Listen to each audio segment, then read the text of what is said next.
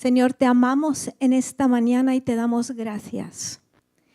Te damos gracias por el honor de conocerte, porque te podemos llamar Padre, porque tú pones tu palabra en nuestras manos. Gracias, Dios. Tenemos hambre esta mañana de ti. Tenemos hambre de tu palabra y sabemos que tú nos has preparado una mesa. Queremos acercarnos a Él. Abrimos nuestros corazones. Gracias, Señor. Amén. Amén. Como dijo Flores, pues estamos en la segunda sesión sobre Primera de Juan, la epístola de Juan. La semana pasada empezamos con una introducción. Hablamos que Juan era el hijo de Zebedeo, ¿no? El hermano de Jacobo. Él es el mismo Juan que escribió el Evangelio de Juan. Conocemos al apóstol Juan por su cercanía a Cristo, que él era uno de los tres que siempre estaba con él. Él era uno de los que estuvieron en el monte de transfiguración. Nos acordamos que él mismo se llamaba el discípulo que Cristo amaba, que Jesús amaba. Tan cerca estaba y tan seguro de su posición en él. Recalcamos que cada uno de nosotros somos el discípulo que Dios ama, que Cristo ama. Y podemos decirlo con mucha confianza porque su amor es tan real y tan bueno. Vimos también que Juan escribió su epístola para corregir dos errores que estaban creciendo en la iglesia primitiva. Era una nueva teología, que habían herejías que estaban entrando y creciendo y venían maestros falsos que estaban aceptando y promulgando el gnosticismo, que era una falsa doctrina, una falsa enseñanza que decía que la materia física todo era malo y que lo único que importaba era el espíritu, ¿no? Que el espíritu era completamente bueno, lo físico completamente malo. Y esto resultaba en dos errores básicos que se centraban en el rechazo de la encarnación, que Cristo no era Dios. Y esta es a lo que Juan se enfrentaba con esta carta y lo que Juan quería corregir. Pensaban que porque Dios no podía ser contaminado por un cuerpo humano, porque todo lo físico era malo, no creían que Dios se hizo carne en el hombre de Jesucristo. Entonces él estaba viniendo en contra de esa nueva teología y también de la nueva moralidad que esta misma teología traía.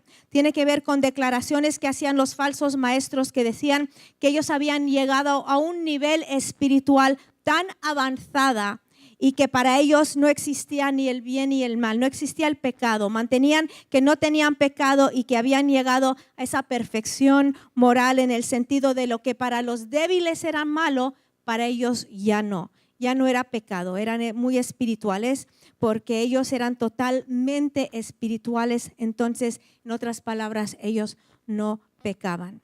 Entonces vimos la semana pasada que Juan tenía una convicción que Cristo había sido hijo de Dios, encarnado, que había venido como hombre. Y hoy podemos ver la segunda convicción que vamos a ver, o la segunda cosa que Pablo tenía seguro, la seguridad que él tenía, es la convicción del pecado, la confesión del pecado, el perdón del pecado. La confesión del pecado como la evidencia de la salvación. Vimos que Juan está diciendo, esto es un cristiano y esto no es un cristiano. El simplemente de decir aleluya no quiere decir que eres cristiano. El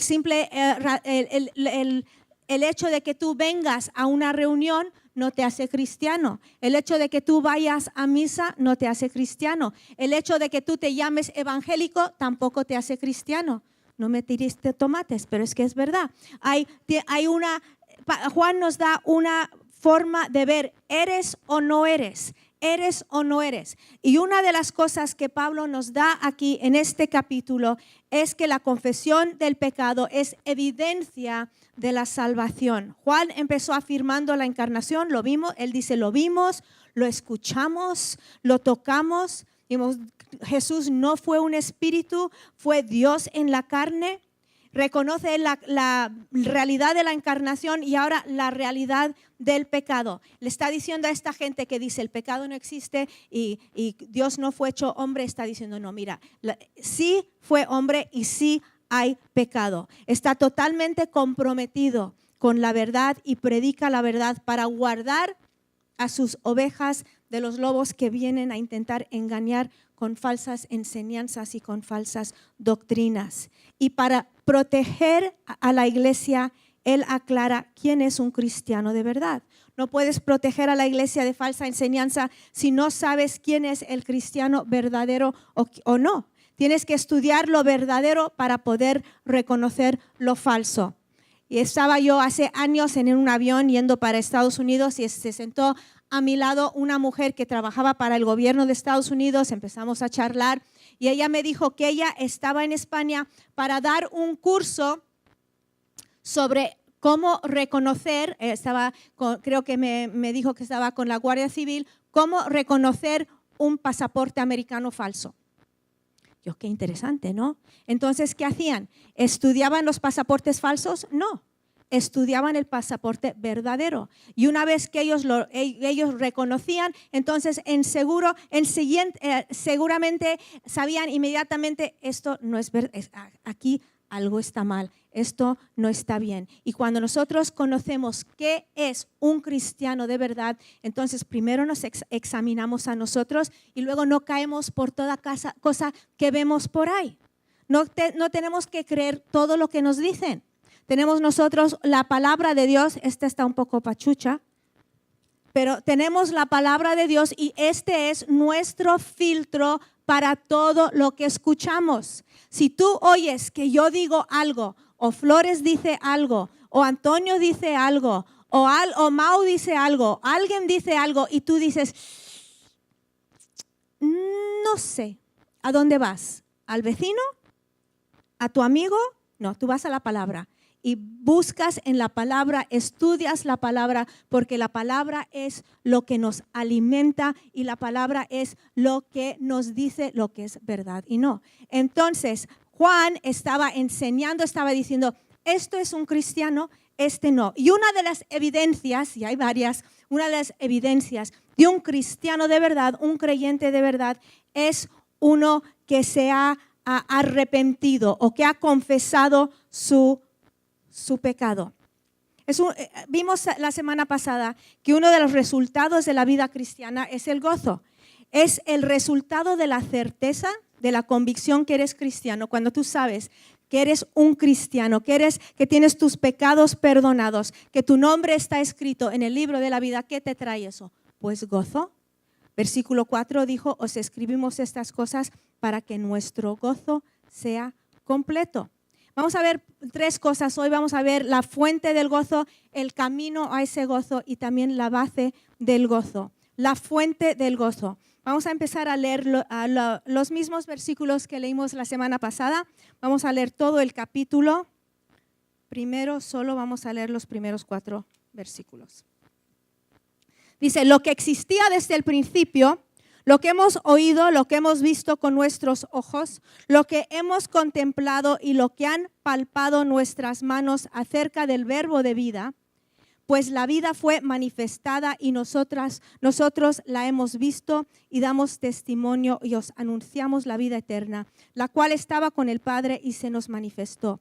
Lo que hemos visto y oído, os proclamamos también a vosotros, para que también vosotros tengáis comunión con nosotros, y en verdad nuestra comunión es con el Padre y con su Hijo Jesucristo. Os escribimos estas cosas para que nuestro gozo sea completo. La fuente de nuestro gozo, que es la comunión con Dios y la comunión con la iglesia. Juan nos recuerda que él fue un testigo de la existencia de Jesús en el mundo, que él estaba ahí, él lo vio con sus propios ojos, lo escuchó y le tocó. Era la vida y la vida se manifestó. Juan resaltaba el peligro, ¿no?, de las enseñanzas que estaban por ahí. Él resaltó el peligro porque dijo, era una vida y era una vida eterna, Cristo Jesús, y nuestra vida está en Él y nuestra comunión está en Él. ¿Por qué era tan importante lo que creían de Cristo? Lo que creían de Cristo es lo que les daba entrada en la familia de Dios. Lo que creían de Cristo es lo que les daba entrada a la comunión con el Padre. ¿Por qué era tan importante? Es importante lo que crees, para que también vosotros tengáis comunión con nosotros, dice Juan, y en verdad nuestra comunión es con el Padre y con su Hijo Jesucristo. Abre la puerta a la comunión con la iglesia de Dios en todo el mundo y nos abre la puerta para comunión, amistad con el Padre y con su Hijo Jesucristo. ¿Sabes que la comunión de la iglesia es impresionante? Tenemos una red de familia que el mundo no conoce. El viernes estuvieron Curtis y Patty Cluet en casa y me preguntaron, oye, ¿tú no conocerás a alguien en tal ciudad, en tal país para ayudar a tal persona? Y yo, sí. Y ya seguramente ya está solucionado. ¿Por qué? Porque somos familia. Entras y es la familia de Dios con todos nuestros problemas, ¿no? Con todas las verrugas que tenemos. Somos familia, ¿no? Y y es una comunión que el mundo no entiende, pero nosotros sí lo entendemos. Y es una aceptación y una apertura a los demás que el mundo no conoce. De hecho, la semana pasada estábamos hablando con una persona profesional que nos está ayudando con unos trámites y ella dijo, ¿qué es lo que tenéis? ¿Por qué? Porque vio cómo nos tratábamos, vio la confianza, que no hay barreras, que estamos relajados. ¿Por qué? Porque hemos entrado en esa comunión que solo se entra por conocer al Padre, por conocer al Hijo. Igual Mau y Dan, que están en Medio Oriente, han estado ahí 3 días y que ya conocen familia, ya les han dado amistad, ya tienen apoyo. Hay comunión. Igual que nos hablaron Dolly e Isabel esta mañana de la iglesia perseguida. Nosotros no conocemos esas personas, pero los amamos. No los conocemos, pero sentimos que son parte nuestra. Y aunque tu corazón se conmueve por todo el sufrimiento, no en el mundo, cuando tú sabes que un hermano tuyo está siendo perseguido por su fe, lo amas, lo apoyas, oras por él y recibimos fuerza de ellos. Yo recibo fuerza de esa gente aunque no los conozco. Y muchas veces cuando las cosas me van mal y yo quiero quejarme, ¿en quién pienso? En ellos. Y yo pienso, si esa mujer, si ese hombre pueden enfrentarse a la vida todos los días, en su situación, ¿no puedo yo enfrentarme a la vida con gozo viviendo en Madrid?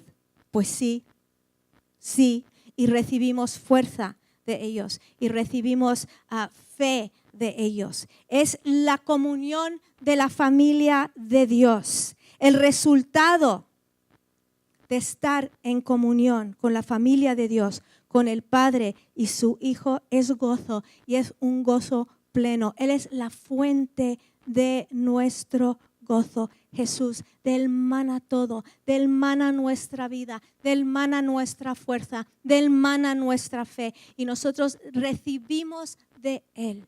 Y con todo lo que Él nos da, viene gozo. Él es la fuente de nuestro gozo. Es el camino. ¿Qué es el camino al gozo? Vamos a ver versículo 5. Y este es el mensaje que hemos oído de Él y que os anunciamos. Dios es luz y en Él no hay tiniebla alguna. Si decimos que tenemos comunión con Él, pero andamos en tinieblas, mentimos y no practicamos la verdad. Mas si andamos en la luz, como Él está en la luz, tenemos comunión los unos con los otros y la sangre de Jesús, su Hijo, nos limpia de todo pecado.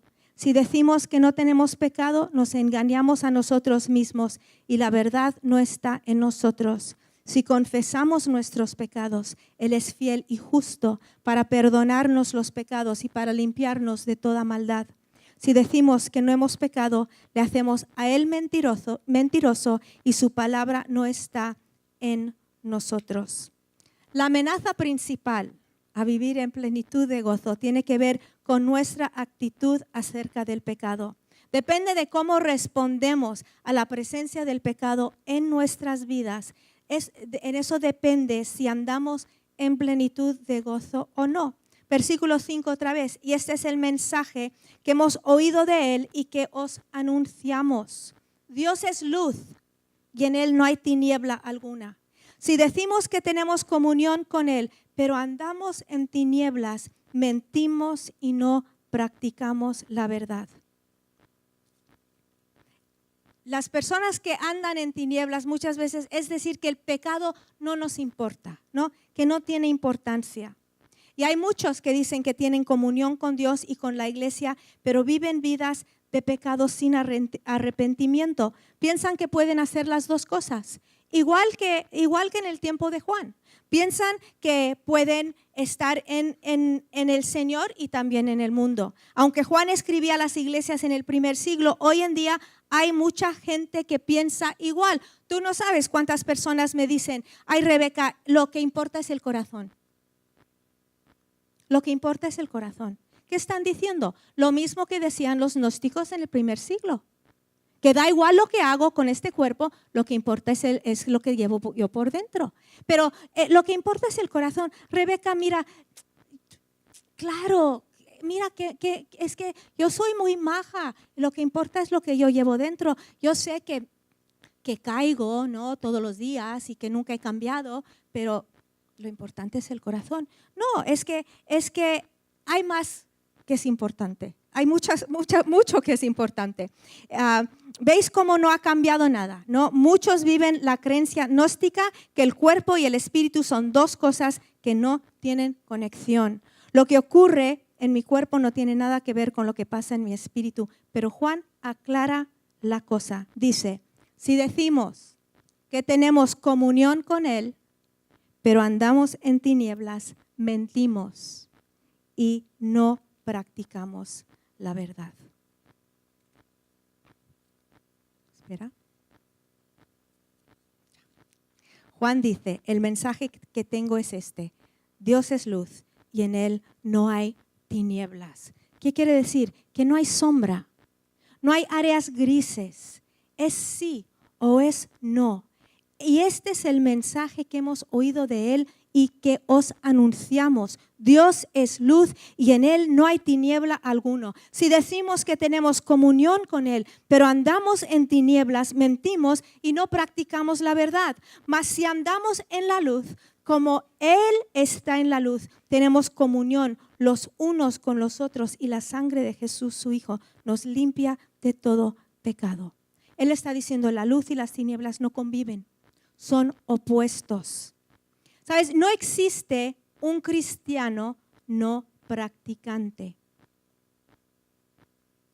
Yo sé que vivimos en un país donde la gente dice, yo soy pero no practico. No.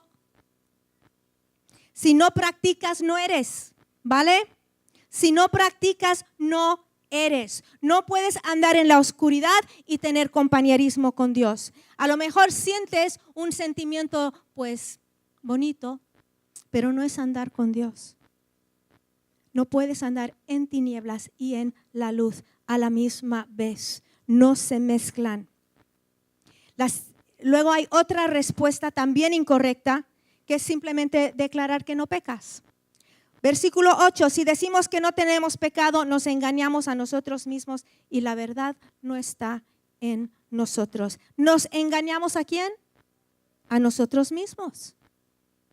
Tú puedes contarte la misma mentira hasta que tú mismo te lo crees.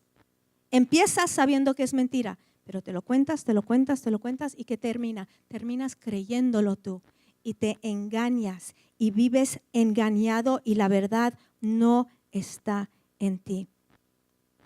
Y nosotros también, muchas personas se justifican, nos justificamos, igual que las personas a las que Juan dirige su carta. Es que dice, es que mi situación me lo pide que viva yo así. Es que mi situación, yo haría bien, pero mi situación. Entonces, como tengo esta situación, entonces esto justifica lo que hago? Nos engañamos a nosotros mismos, nos convencemos. Juan dice que un cristiano de verdad nunca diría que es libre del pecado. De hecho, el decir que nunca pecas solo quiere decir que no conoces a Cristo todavía. Porque todos nosotros que le hemos visto, que hemos visto su grandeza, que hemos visto su belleza, sabemos que no llegamos nunca. No llegamos. Hay personas que piensan que son muy buenos. Yo sé que yo no soy muy buena. Y vosotros que me conocéis también, ¿no? Amén, Rebeca, te conocemos. Necesitamos todos un Salvador. Lo necesitamos. Cuando le conocemos sabemos cuánto le necesitamos y cuál sería nuestra condición sin Él. Entonces, ¿cuál es la respuesta correcta al pecado? No es ignorarlo, no es justificarlo, no es decir que, bueno, tú no tienes, si fuera otra vida, otro mundo, otra situación, tú no estarías haciendo lo que estás haciendo. Si no tuviera tanta presión, no caería. ¿Qué hacemos con el pecado? Versículo 9. Si confesamos nuestros pecados, Él es fiel y justo para perdonarnos los pecados y para limpiarnos de toda maldad. ¿Qué significa confesar nuestros pecados? ¿Qué es eso? ¿Es repasarlos para castigarte un poco y seguir en las mismas? Bien, eso no es confesar pecado, es primero enfrentarte a ello. Dejar de siempre ponerlo a un lado, de intentar ignorarlo, justificarlo, te enfrentas y lo reconoces y lo admites como tuyo. Dejas de echarle la culpa a tu tatarabuelo. Es que así era toda mi familia era así, así que yo también. No, dejas de echarle la culpa a todos y reconoces que tú eres pecador. Tú. Lo bueno en esta vida es que no tenemos que encargarnos de la vida de nuestro vecino. ¿Te imaginas? Pero pasamos tanto tiempo mirando a ver a quién echarle la culpa que nunca damos nuestra vida a Dios por completo. ¿Por qué? Porque estamos mirando a nuestro alrededor. No, nosotros somos responsables por nuestras vidas. Yo soy responsable. Dios me ha dado suficiente en su Hijo Jesús para yo vivir una vida que le agrada. ¿Porque yo soy fuerte? No, porque Él es todo. Entonces, ¿qué hacemos? Dejamos de echar la culpa a todo el mundo y reconoces que nosotros somos, que tú eres pecador y nadie más.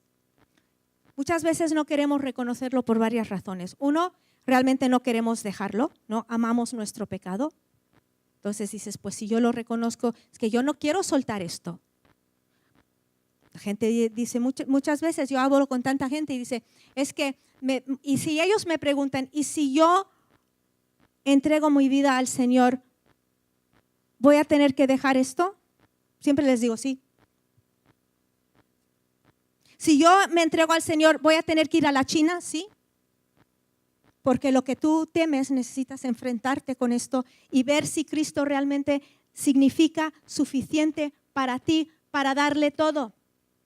¿Voy a tener que dejar mi novio? Sí. Mi novia, sí. Rebeca, no seas tan dura. Hombre, al final nunca sabe, pero es que tenemos que decir sí a Dios, sí o sí. Bueno, sí a medias. Ay, qué serios estamos esta mañana. Es que es serio, es muy serio este mensaje. Tenemos que enfrentarnos y nosotros tomar responsabilidad por nuestras vidas ante Dios. A veces no venimos a Él porque estamos tan avergonzados y decimos, es que si se lo digo, se asusta. Yo creo que Dios ya lo sabe, ¿no? Podemos venir a Él. Podemos venir a Él con corazones abiertos. Otra razón a veces es porque tememos volver a caer. Pues, ¿por qué me voy a arrepentir otra vez? Si ya me he arrepentido tantas veces y caigo en lo mismo. Pero no, reconocemos, lo vemos como nuestra responsabilidad y vamos a Dios. Nunca seremos libres si no reconocemos nuestros pecados con humildad y honestidad ante Dios. No es fácil enfrentarlo. Tenemos que anhelar el perdón de Dios más que nuestro pecado. Anhelar la relación restablecida con Él. Anhelar la libertad para vivir amando libremente a Dios y libremente a los demás. Cuando Dios te libera del pecado, ¿sabes que eres libre? Libre para amar, libre para dar, libre para ser tú, libre para ser transformado por la palabra de Dios, libre para beber de su fuente. ¿Por qué? Porque eres libre, has sido restaurado y no tienes miedo. No tenemos que tenerle miedo a Dios, porque Él nos ama tanto. Duele enfrentarnos a nuestra culpa, nuestra debilidad y nuestra impotencia. Sin embargo, es más fácil hacerlo y recibir la misericordia que limpia y que restaura que esperar al día de juicio y recibir la ira eterna. Si deseas gozo, solo hay una forma, es mirar a Dios, confesar y recibir el perdón. Dios te llama a sincerarte con Él, enfrentarte a la verdad para que Él pueda perdonarte y restaurarte. ¿Sabes que Dios está deseando que tú recibas su perdón? Entonces, hemos visto la fuente del gozo es el compañerismo o amistad con Dios. El camino al gozo es el camino del arrepentimiento, pero la base del gozo es el perdón de Dios. Nos da la seguridad, Él nos da la seguridad del perdón. El tener los pecados perdonados que trae gozo. ¿Te imaginas? Tú llegas mañana al banco a pagar una letra y te dicen, ya está pagado. ¿Cómo te sentirías? ¿Triste? Ay, yo quería pagar esa letra yo. Que me pagaron la hipoteca, ay, todos los meses yo quería pagarlo. ¿Verdad que no? Pues así a veces tratamos el pecado, ¿no? Dios nos perdona una vez y para siempre. Y eso trae gozo, porque ya no tenemos el peso de nuestro pecado. Ay, el peso de la culpa. El peso. Dios quiere quitarnos ese peso. Entonces, si confesamos, dice versículo 9, nuestros pecados, Él es fiel y justo para perdonarnos los pecados y para limpiarnos de toda maldad. Versículo 9, ¿está ahí? Vamos a leerlo juntos, ¿vale? ¿Todos listos? Si confesamos nuestros pecados, Él es fiel y justo para perdonarnos los pecados y para limpiarnos de toda maldad. Este es un versículo interesante, porque dice, Él es fiel y misericordioso. Él es fiel y lleno de gracia. ¿Qué dice? Justo. A ver, ¿eso parece la justicia? ¿Dios perdonarte? No, es que eso no parece fiel, de justo. No, el perdón de nuestros pecados tiene que ver con la justicia de Dios. La purificación, el perdón, no solo solo tienen que ver con la gracia, es un asunto de justicia. ¿Eso qué es? A ver, vamos a ver en el siguiente capítulo, versículo 2. No, perdón, capítulo 2, versículo 1. Hijitos míos, os escribo estas cosas para que no pequéis.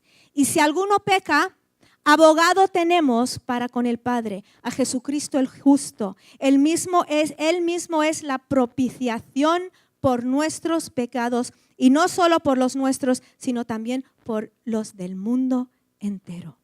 A ver, ¿qué tiene que ver el perdón y la purificación con la justicia? ¿No merece el pecado condenación? Parece, ¿no? Nosotros queremos, cuando nosotros decimos, cuando vemos una desgracia en la tele o cuando han matado a alguien, ¿qué dicen los padres? Queremos ver justicia. ¿Qué significa justicia en ese caso? Castigo. Se merece la justicia. Entonces, ¿qué? Se merece el castigo. Pero Dios dice, Él es fiel y justo para perdonarnos los pecados.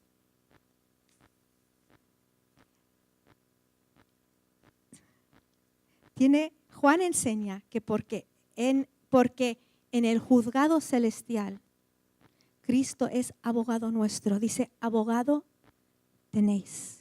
Abogado tenemos para con el Padre. Abogado tenemos para con el Padre. Y tiene el argumento infalible que es el precio de su sangre. Él es la propiciación de nuestros pecados. Su sacrificio fue suficiente para cumplir nuestra paga del pecado, que era ¿qué? La muerte. Eso es lo que nosotros nos merecíamos. Y Dios requiere la perfección de nosotros. ¿Hay alguien aquí perfecto? Y no podemos alcanzar el nivel que Él exige. Así que dio a su Hijo perfecto en nuestro lugar. Dios requiere la paga del pecado y no podemos pagar. Y Dios mandó a su Hijo que pagó el precio total por nosotros. Dios requiere justicia. Lo que nosotros podemos ofrecer son trapos inmundos, dice la palabra. Son trapos sucios, manchados con nuestra propia autojusticia. Así que, ¿qué pasó? Dios mandó a su Hijo que tomó nuestro pecado para que pudiésemos ser vestidos con su justicia. Nos hizo la justicia de Dios en Cristo Jesús. Dios requirió sacrificio por el pecado, pero no podíamos pagarlo. Mandó a su Hijo en nuestro lugar, derramando su sangre, pagando el precio, llevando nuestra carga, ofreciéndose como nuestro sacrificio final.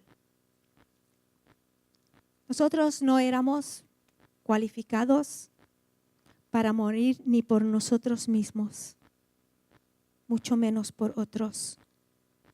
No éramos perfectos, no somos perfectos, puros, sin mancha.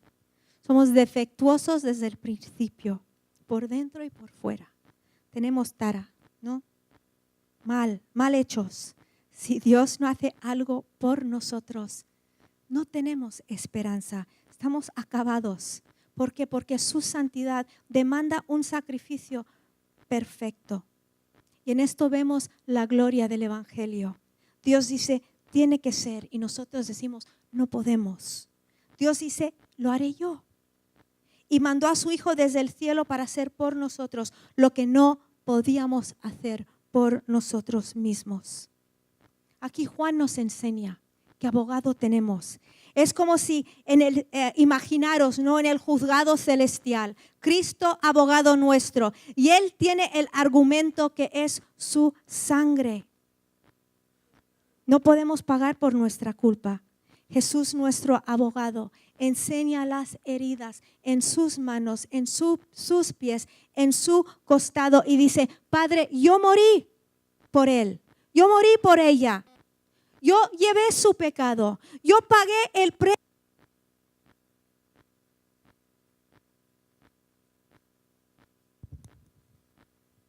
¿Está? Y porque yo he pagado su condena, lo justo es que tú los liberes, porque yo he pagado. La justicia de Dios es diferente a la nuestra. Tenemos abogado con el Padre. El pecado es mucho, pero su sangre es más.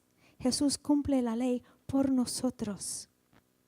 Y cualquier persona que viene a Dios, su perdón es suficiente. Da igual, has pecado poco, has pecado mucho, todos necesitamos su sangre. Después, yo siempre he sido un tío bueno, necesitas su sangre. Yo he sido un ladrón, un matón, necesitas su sangre. Yo he sido pues ni buena ni mala, también necesitas su sangre. Todos necesitamos el sacrificio de Dios. necesitamos su sacrificio, necesitamos lo que Él nos ofrece. Hijitos míos, si alguno peca, abogado tenemos para con el Padre, a Jesucristo el justo. Él mismo es la propiciación por nuestros pecados, y no solo por los nuestros, sino también por los del mundo entero. Si este mensaje es para ti hoy, y yo creo que es para todos nosotros, tenemos que recordar nuestra necesidad de Dios. Tenemos que recordar que no podemos solos. Tenemos que recordar que somos pecadores todos nosotros. Que no hay ninguno bueno, dice la palabra. Pero Él es justo. Él es fiel y justo.